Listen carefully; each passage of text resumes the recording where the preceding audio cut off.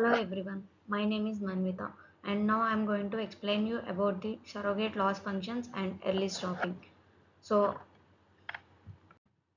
firstly, today we are going to cover these topics. So why do we use surrogate loss functions and why the surrogate loss functions are used in deep learning? So what are the benefits of these surrogate loss functions and what are the drawbacks of these functions?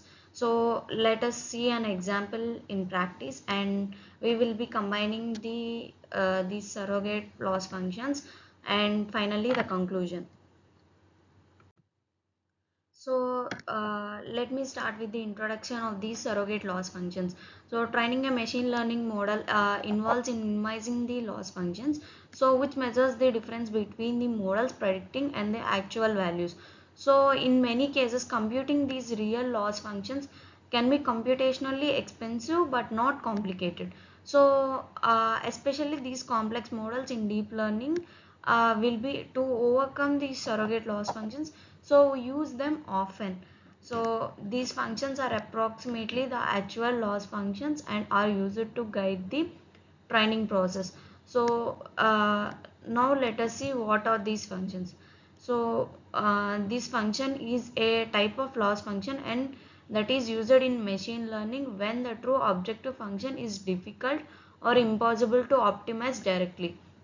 So in these cases, it might be computationally expensive or even impossible to optimize. So the true objective function is directly, so its aggregate function is used instead.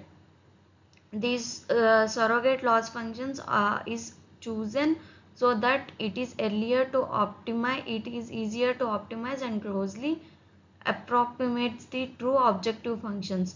And this idea of optimizing the surrogate loss functions, we can indirectly optimize the true objective function, the performance of this model, and then evaluate it based on the true objective functions and not the surrogate loss functions.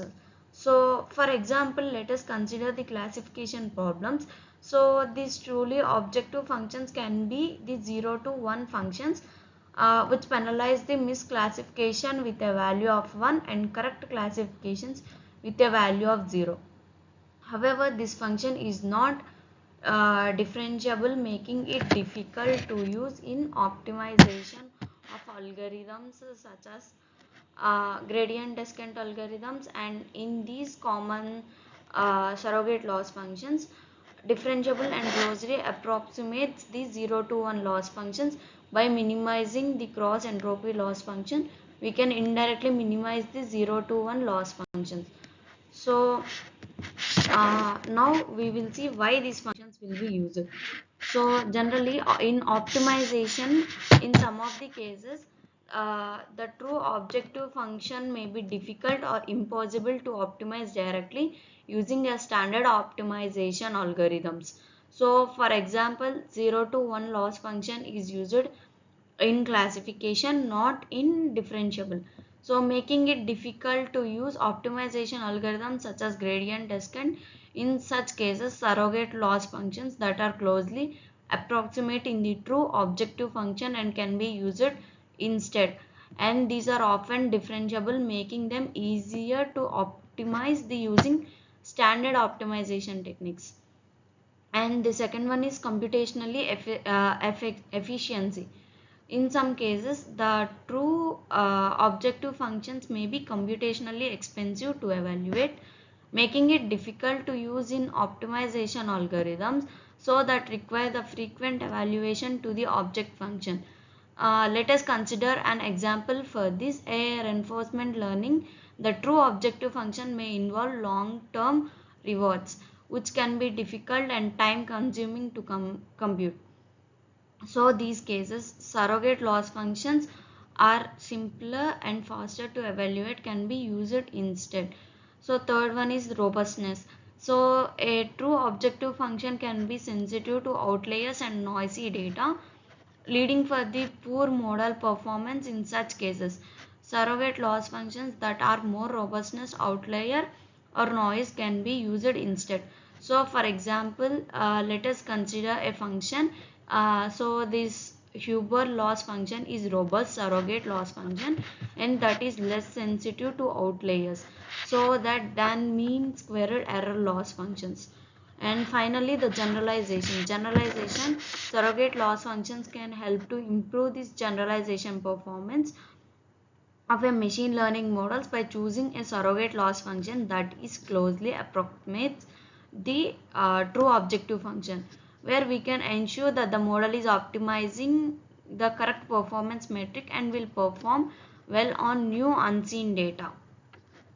So benefits of using these surrogate loss functions: in many cases the objective would be, so here are the benefits of using a surrogate loss functions. In many cases, the objective function that deep learning model is trying to optimize, so they may be difficult to compute and optimize directly. This can be due to the complexity of the function or the size of the data. Surrogate loss functions are the simpler functions that are used in place of the original objective functions. So these surrogate loss functions are designed to capture an important feature of the data that the model is trying to learn, while also being easier to compute and optimize. One of the main benefits of using surrogate loss function is simplicity. So these original objective functions may be very complex and difficult to optimize, when a surrogate loss function can be designed to be a similar or more computationally efficient. So this simplicity can make it easier to optimize the function and to reduce the computational cost of a training model. So here are the few benefits also listed here. And first one is the efficiency, second one flexibility, third one regularization, so fourth one is interpretability and compatibility. So these are the few more benefits which were mentioned for the surrogate loss functions. So let us also see some drawbacks of using these functions. So surrogate loss functions are used when the original function is difficult or impossible to optimize directly. So there are the several drawbacks associated with their use. So first one is lack of interpretability. As well, the surrogate loss functions can be complex and difficult to interpret, making it hard to understand why the model is making certain predictions. And loss of information. The use of the surrogate loss function can be lead to the loss of information that was present in the original loss function.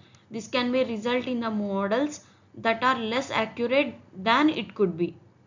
And third one is the convergence issues. So these surrogate loss functions can sometimes fail to converge and to an optimal solution, leading the suboptimal results or even failure to train. So sensitivity to hyperparameters. So these surrogate loss functions often require the specification of the hyperparameters, which can be sensitive to choose the values of choose the choice of the values used, and this will make it difficult to find the best set of hyperparameters for a given problem. And the final one is bias. To use the use of the surrogate loss functions can introduce bias into a model, which can lead to inaccurate or unfair predictions. So here we will see how we combine the surrogate loss functions with some of the techniques, the main techniques such as early stopping.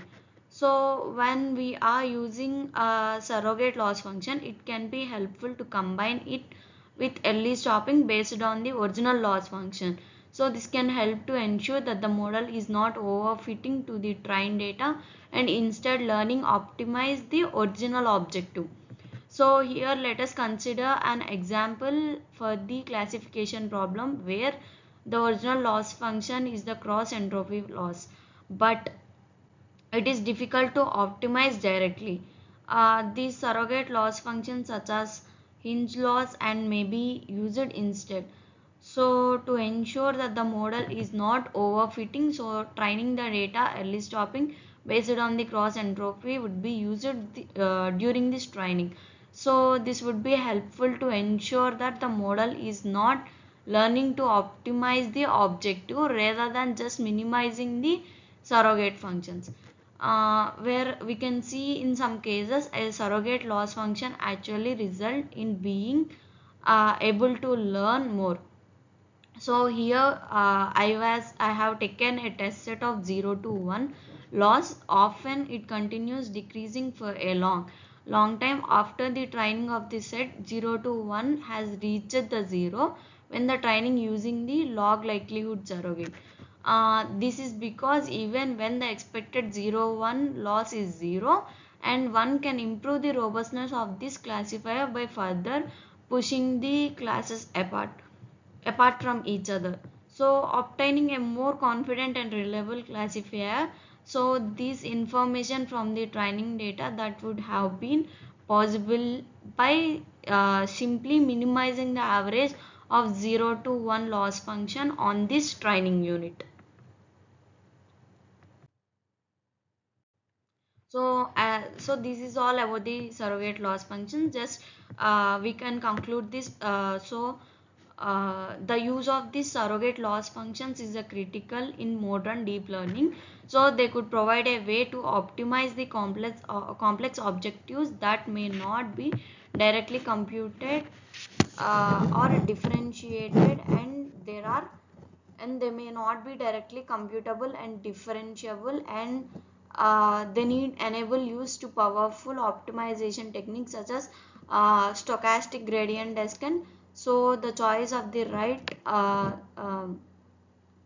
right surrogate loss functions is essential for achieving the high levels of accuracy on the wide range of tasks and the ongoing research areas, which promises the yield even better research in the future. So here is my link of the article based on these surrogate loss functions. So you can see, if you wanna, you can go through the article.